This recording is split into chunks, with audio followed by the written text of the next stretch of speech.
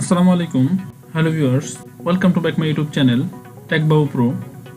আমি রুবেল আহমেদ বাবু আছি আপনাদের সাথে নতুন একটি ভিডিও নিয়ে। তো এই ভিডিওতে আমি কী নিয়ে আলোচনা করবো তা হয়তো আপনারা অনেকে বুঝতে পারতেছেন এবং দেখতেছেন যে আমি মুখে যা বলছি তাই কিন্তু অটোমেটিক্যালি কম্পোজ হয়ে যাচ্ছে। হয়তো অনেকে অবাক হচ্ছেন, আসলে অবাক হওয়ারই কথা। যেখানে আমরা একটি A4 সাইজের পেপার কম্পোজ করতে আমাদের 50 থেকে 60 টাকা খরচ হয়, সেখানে আমরা যা বলছি তাই কিন্তু কম্পোজ হয়ে যাচ্ছে। এবং আপনি যদি টাইপিং জানেন এবং না জানেন তাহলে কিন্তু কোনো সমস্যা নেই, আপনি শুধু মুখে বলবেন তাহলে কিন্তু আপনার কথাগুলো অটোমেটিক্যালি কম্পোজ হয়ে যাবে। তো কীভাবে আপনারা এই কাজটি করবেন? এই কাজটি করা খুবই সহজ। আমি আপনাদের যে টেকনিকটা দেখাবো এই টেকনিকটা আপনারা খুব মনোযোগ সহকারে দেখবেন এবং এইভাবে ফলো করবেন। আশা করছি আপনারা খুব সহজেই এই কাজটি করতে পারবেন। এই কাজটি করতে হলে প্রথমে আপনাকে যে কাজটি করতে হবে তা হচ্ছে আপনার পিসি এবং ল্যাপটপে গুগল ক্রোম ব্রাউজারটি ওপেন করতে হবে এবং ক্রোম ব্রাউজারটি অবশ্যই আপডেট হতে হবে।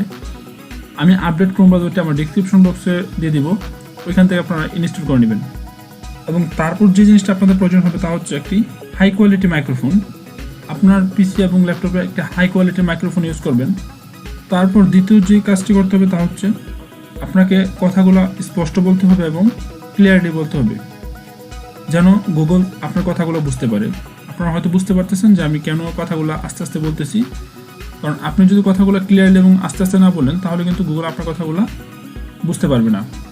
তৃতীয় যেই অপশনটি তা হচ্ছে আপনার প্রনাউন্সিয়েশন ক্লিয়ার হতে হবে।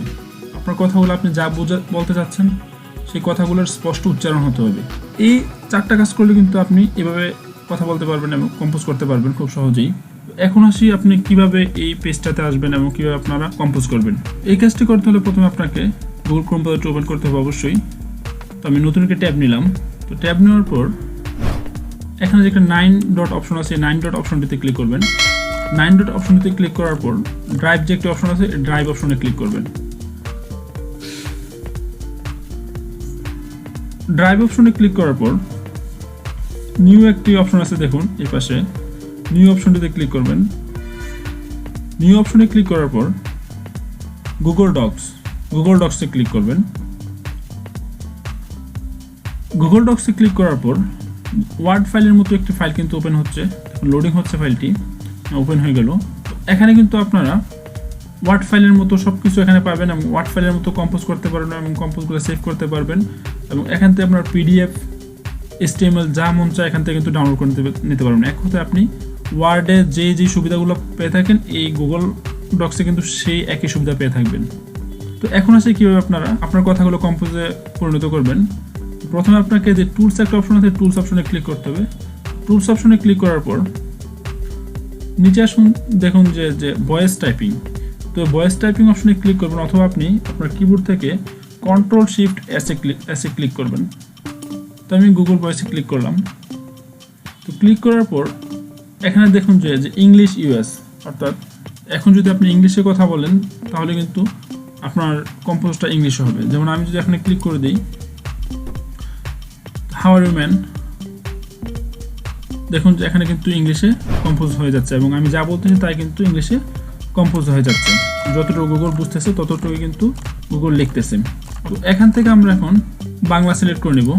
এখানে দেখুন যে অনেকগুলো ভাষা কিন্তু আছে, আপনারা সুবিধা যে ভাষায় কথা বলতে চান এবং কম্পোজ করতে চান সেই ভাষাটা কিন্তু এখান থেকে সিলেক্ট করে নেবেন।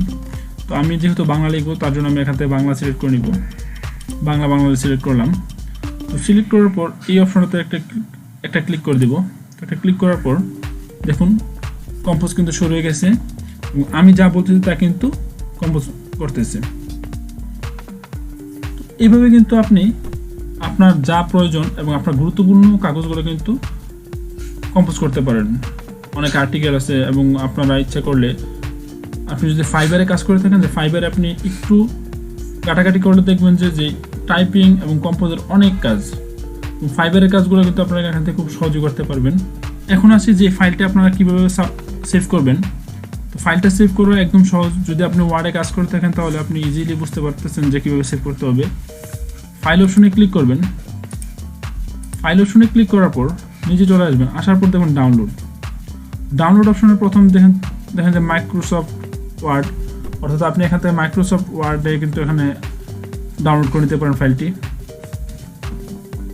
তারপর নিচে আসুন পিডিএফ, এখান থেকে আপনি পিডিএফ ফরম্যাটে ডাউনলোড করতে পারেন। তারপর হচ্ছে রিচ টেক্সট ফরম্যাট, এখান থেকে রিচ টেক্সট ফরম্যাটে ডাউনলোড করতে পারেন। তারপর হচ্ছে HTML web page, plain page. তো এখান থেকে আপনি ইচ্ছা মতো কিন্তু যা আপনার প্রয়োজন সুবিধা মতো আপনি ডাউনলোড করে নিতে পারেন। তো এই ছিল আজকের ভিডিও।